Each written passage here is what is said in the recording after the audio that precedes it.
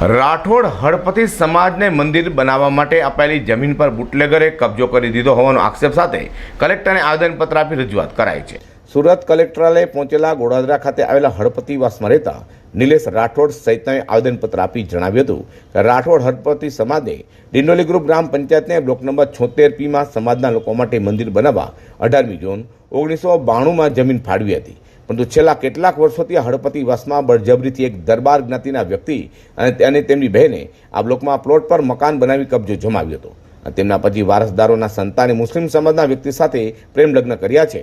ત્યારે મંદિરની જમીન પર માથાભારે બુટલેગર એવા રાજુ શીલા ઉર્ફે તાલિફ ઇદ્રીસ મિર્જાને કબજો કરી જાતે વિશે ગાળો આપી ધમકી આપી હતી।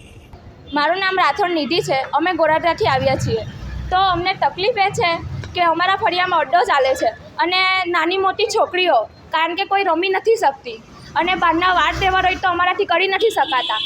અમે ચાલતા ચાલતા જઈએ છીએ તો લોકો દારૂડિયા અમને હેરાન કરે છે, તો અમે ઘરમાં કહી નથી શકતા। આના કારણે નથી કહેતા, કારણ કે અમારા ઘરમાં ઝઘડો થાય અને બહારની પબ્લિક ઘરમાં આવીને બોલી જાય, એટલે અમે કહી નથી શકતા ઘરમાં। કઈ રીતે હેરાનગતિ થાય છે, કઈ રીતના એ લોકો તમારી સાથે વર્તન કરે?